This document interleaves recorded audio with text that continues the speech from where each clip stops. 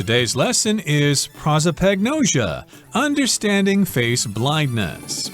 Hi, everybody. My name is Roger. Hello, I'm Kiki. And today we're going to be talking about psychology, which is very interesting, but sometimes, of course, our minds don't work the way we'd like them to, and we have some of these problems that we have to deal with.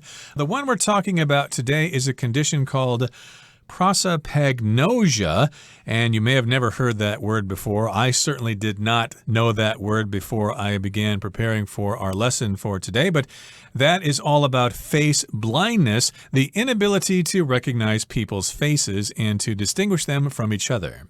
And I certainly know a couple of people who have prosopagnosia, and I can tell that it's actually really hard for them because sometimes they are not trying to be rude when they don't recognize somebody. But we'll learn more about that today in today's lesson. That's right. So let's get to it, everybody. Let's begin our lesson by introducing you to this topic in the first paragraph. Prosopagnosia, understanding face blindness. Prosopagnosia is a word that comes from the Greek prosopon, for face, and agnosia, which means lack of knowledge. Prosopagnosia is a cognitive disorder that renders the affected person unable to distinguish between human faces.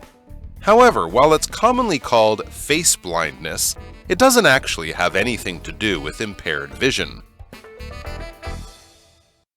大家好，第一部分我们来介绍形容词 cognitive， 它的意思是认知的或是感知的。例如 Head injuries can sometimes result in cognitive impairment. 头部创伤有时可能会导致认知受损。再来我们看到名词 disorder， 它的意思是身心机能的失调、紊乱或是疾病。例如 Betty has a mental disorder that makes it difficult for her to concentrate. Betty 的精神失调症让她很难集中精神。又或者说 Certain disorders can be passed down from parents to children. 某些疾病可能会从父母的身上遗传给孩子。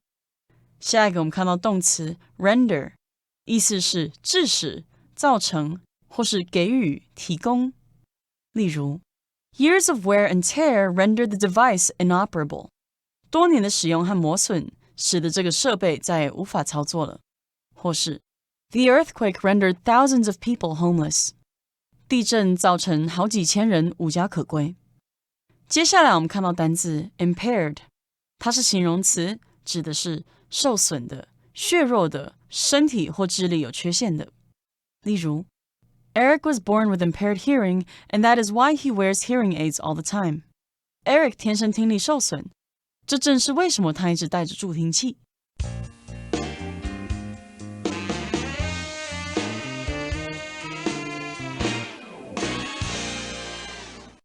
Okay, so this is a kind of long word here, prosopagnosia, and it's a word that comes from the Greek prosopon for face and agnosia, which means lack of knowledge. So that means basically you don't have any knowledge about someone's face. You just can't recognize who that person is. Prosopagnosia is a cognitive disorder that renders the affected person unable to distinguish between human faces. Okay, so this one's a long one.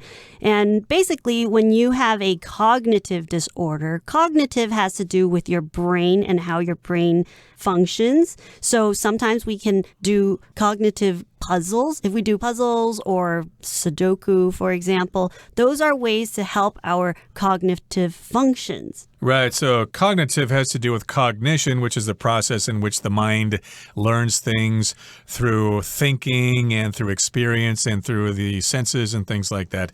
And a disorder is a problem that you might have.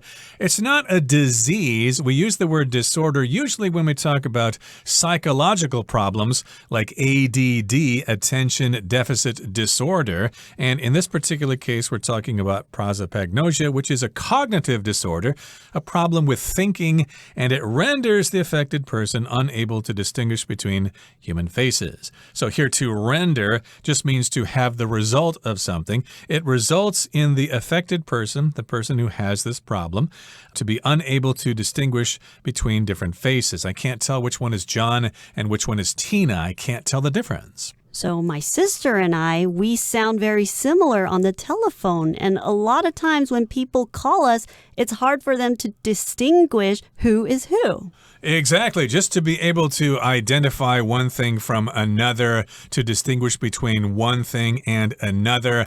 And yes, indeed, the person who is affected with this disorder has difficulty distinguishing between human faces. However, while it's commonly called face blindness, it doesn't actually have anything to do with impaired vision. So another term for this condition is face blindness, but it doesn't really have anything to do with blindness, which is impaired vision. So if something does not have anything to do with something else, there's no relationship between the two things. There's not really any blindness involved here. The person can see pretty well, but they just can't process the information in their brain. And if you have something that is impaired, you're limited in that thing, you're handicapped.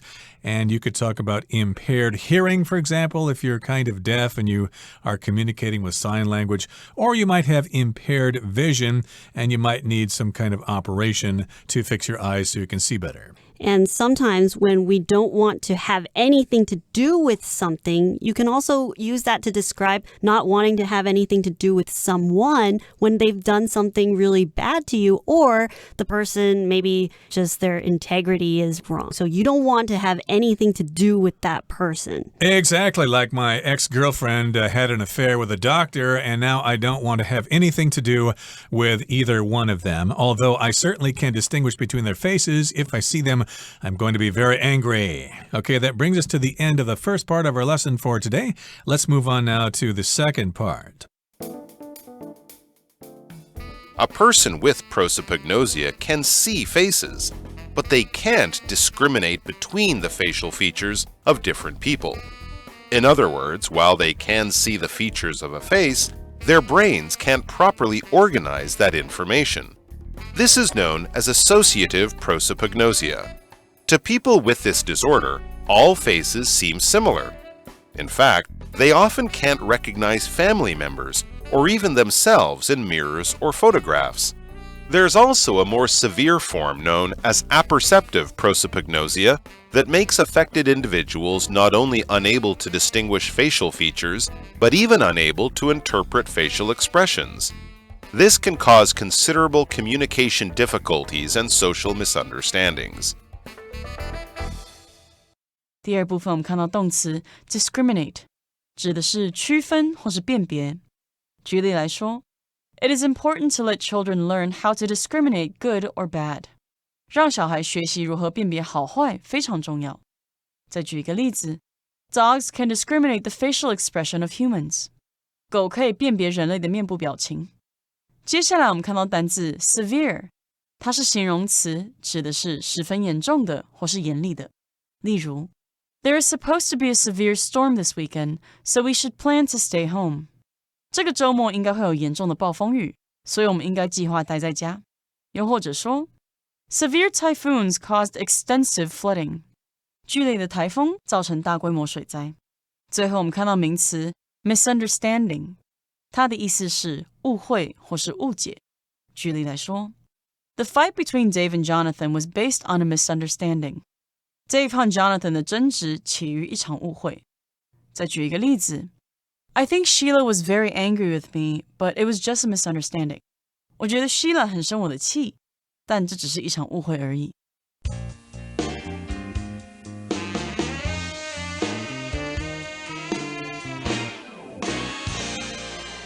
Okay, let's continue to talk further about prosopagnosia. A person with prosopagnosia can see faces, but they can't discriminate between the facial features of different people. So yes, they have no problem seeing your face, but they just can't tell the difference between your face and other people's faces. It's like you probably have to introduce yourself every time you meet them. And here, of course, we have the word discriminate, which means to basically tell the difference between one thing and another. You can recognize the distinction. You can discriminate between your friends. Maybe there's some twins in my neighborhood and I have trouble distinguishing between twin A and twin B. They look exactly alike. Discriminate can also have a negative connotation. When you discriminate against people, you basically tell the difference between certain kinds of people and you think certain kinds of people are better than the other kinds, to discriminate against someone. In other words, or to put it simply, while they can see the features of a face, their brains can't properly organize that information. So people with prosopagnosia, they can see your face. They can still tell that you have eyes, a nose, and a mouth, but their brains, they're not able to separate that information and try to organize that in their brain. So for example, maybe all they see are eyes, but they can't tell that this person has blue eyes and that person has brown eyes. All they see is the eyes. Right. Most of us, of course, can recognize different people because we identify the distinguishing features on someone's face. Maybe they have a big nose. Maybe they have big nostrils and their eyes are kind of far apart. They've got bushy eyebrows. They have full lips. They've got a small chin or whatever. These are all different kinds of features that we recognize. And when we process all that information in the brain, we can tell who the person is, but people with this affliction or with this disorder can't really do that. They can't discriminate between these different facial features. They just can't properly organize that information. And again, this is known as associative prosopagnosia. So there are different kinds of this affliction. If something's associative, it has to do with associating one thing with another. You kind of identify the features of one thing with the thing that they belong to. To people with this disorder, all faces seem similar. In fact, they often can't recognize family members or even themselves in mirrors or photographs. So people with this disorder, this prosopagnosia, to them, faces, they all look the same. Faces look the same to them. And sometimes they can't recognize or they can't tell that that is their own family member. Even if it's someone that they've lived their whole lives with, they can still have this face blindness. And what's shocking is that even when they're looking in the mirror, they can't recognize themselves. Exactly. Most of us want to recognize ourselves in mirrors or in photographs, but people with this problem can't do that. There's also a more severe form known as apperceptive prosopagnosia that makes affected individuals not only unable to distinguish facial features, but even unable to interpret facial expressions. So that adds another aspect to this problem. Apperceptive prosopagnosia. And yes, you're not only unable to distinguish facial features, but you're also unable to interpret facial expressions. So you can't tell if somebody's happy or sad or whatever. It all looks the same to you. So severe is when something is really bad. So another way to use severe is I had a cold and it was so severe that I couldn't go to school for a week. Oh, no, that's terrible. You must have needed someone to take notes for you in class. But yes, indeed, this is a severe form of prosopagnosia, and you just can't interpret facial expressions. And this can cause considerable communication difficulties and social misunderstandings. So if you have the first form, associative prosopagnosia, you can't tell the difference between faces, but you probably can interpret their expressions as to whether they're happy or sad or disappointed or something like that. But if you have the second form, apperceptive prosopagnosia, well, then you can't really tell what their facial expressions mean. Someone with an angry expression looks the same as someone with a happy expression to you. And if that's a problem, it can cause considerable communication difficulties. Here we've got the word considerable, which means a large amount of something. And it will create communication difficulties because you can't tell whether this person is happy or sad or angry. So you're going to have a hard time trying to reciprocate this conversation that you're going to have. So if somebody's angry at you and you can't tell and you're cracking a joke, that's going to cause a lot of misunderstandings. So social misunderstandings is when you're in a social environment or when you're trying to interact with others, you're going to have trouble communicating how you feel. And sometimes because you don't know how their expression is, you misunderstand. And if you communicate the wrong thing back, it's going to create more misunderstanding. So misunderstanding is when you don't understand what something is meant to be. So you interpret it wrong. Right, so maybe the person is angry at you, but you just can't tell that they're angry at you. And that, of course, can be a misunderstanding. If the person's angry at you, they're probably demanding an apology from you, but you can't see that they're actually angry with you, so you don't apologize, and that person can get very angry for your not apologizing to them. That could be an example of a social misunderstanding. Okay, we're going to wrap things up now in the final paragraph. Let's listen to it first. Fortunately, most prosopagnosic people manage to live relatively normal lives by focusing on non-facial clues, such as a person's voice, clothing, or hairstyle, to remember the people they meet. Nevertheless, it's important to raise awareness of prosopagnosia so that society can offer greater support and patience to those affected by this disorder. Okay, fortunately, most prosopagnosic people manage to live relatively normal lives by focusing on non-facial clues, such as a person's voice, clothing, or hairstyle, to remember the people they meet. So like a lot of problems or disorders that we have, the mind has different ways of compensating for this. Like if you're blind, for example, you tend to have really good hearing. You depend on your hearing more to survive in the world. And the same is true with prosopagnosia. Yeah, you'll not focus so much on people's expressions and their faces because you can't really identify those. So you focus on non-facial clues or things that don't have to do with the face, such as a person's voice. You will probably recognize that person's voice if you're listening to this program, and if you have listened to this program for many years, you can identify our voices. You can tell that I'm Roger and my partner here is Kiki. You can tell by our voices. And also you can tell if we're angry or if we're really happy. You can probably tell the difference between those kinds of emotions depending on how people are talking. And also, everybody has their own personal style when they dress. So sometimes they will clue in on what they're wearing, and maybe they realize, oh, this person likes to wear black a lot, so it's most likely John, things like that. So they'll try to use different clues that have nothing to do with the face to help them recognize the person. Nevertheless, it's important to raise awareness of prosopagnosia so that society can offer greater support and patience to those affected by this disorder. Exactly. So if you raise awareness of something, you just let people know more about this particular situation or this particular issue.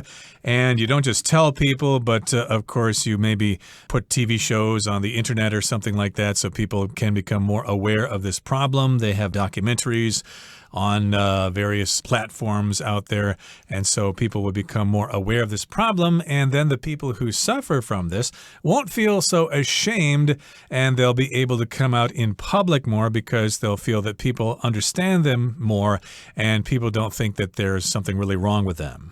Many of these cognitive disorders, they are blind diseases or invisible diseases. So oftentimes when we look at somebody, we don't know that they have these disorders. Like, for example, I myself have ADHD, and if people didn't ask me about it or I didn't talk about it, people wouldn't know that I have this type of disorder. So it's really important that nowadays we raise awareness on mental health as well as all these different types of cognitive disorders, because that way we can help people try to understand that this is just something that comes totally natural, and we need to learn as a society how we can help these these people or better understand people with invisible disorders. Right. It's amazing the different kinds of problems people have with their brains. I'm not joking there. There are all sorts of problems out there. Like myself, I have tinnitus, which is a problem with my hearing. I hear ringing in my ears pretty much all day long, but there's no actual sound. So that is totally psychological. And other people suffer from this as well. And they suffer from other problems that have to do with the brain as well. Okay, that brings us to the end of our discussion for today. Let's listen now to our Chinese teacher, Henny.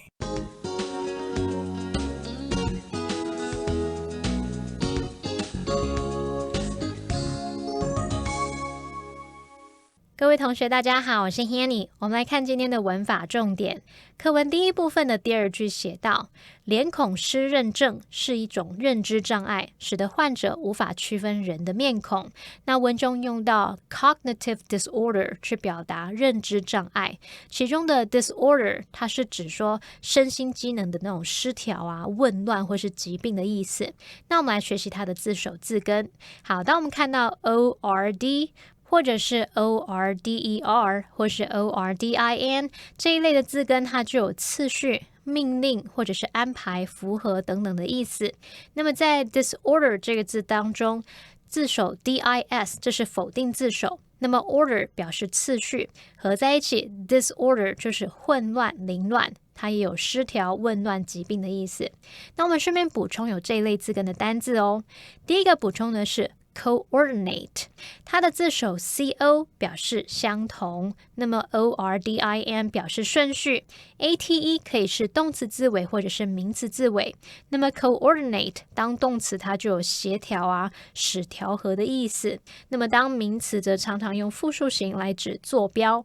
第二个补充的是 extraordinary， 它的字首 EXTRA extra 这个部分就表示超越，那么字根 ORDIN 表示次序， ARY 是形容词字尾，那不按照该有的次序超越了一般的情况，就会显得很特别。 extraordinary 就可以用来描述是特别的、非凡的或者是令人惊奇的。好，那课文第二部分提到说 This is known as associative prosopagnosia， 这被称为联想性脸孔失认症。那这边要介绍的是 be known as 的用法。那么 known 可以表达已知的、知名的，我们用 be known as 点点点就可以表达以什么什么而为人所知，可能是以某个名称啊、身份而为人所知，或者是表达被称作什么什么。那么 as 后方接的名词通常是一个身份啊、职业或者是称号等等。举例来说Paris is known as the city of light. 巴黎被称为光之城。好，我们顺便补充两个相关的句型。第一个是 be known for， 它是表达以某个特色、特质或成就而闻名，后面可以接名词或动名词。那我们就先用 be known for 加名词来造句。The town is known for its hot springs. 那个城镇以温泉闻名。接着再用 be known for 加上动名词来造句哦。The actor is known for playing villains. 那位演员他以饰演反派角色而闻名。好，下一个补充的句型是 be known to 加上原形动词，这是表达已知会做某事，以做某事而出名。像 The king was known to be cruel， 大家都知道那位国王很残暴。或者是像 regular exercise is known to have many health benefits， 大家都知道规律运动有许多健康益处。好，以上是今天重点整理，我们回顾今天单字吧。Cognitive. Playing puzzle games can improve one's cognitive function and memory. Disorder. A blood disorder is any disease or condition that primarily affects the blood cells. Render. The ankle injury rendered the star forward unable to play in the basketball game. Impaired. Drinking alcohol can result in impaired judgment and reduced reaction times. Discriminate. People with color blindness can have difficulty discriminating between certain colors. Severe. The hurricane caused severe damage to the town's power lines. Misunderstanding. We had a misunderstanding about where we were supposed to meet.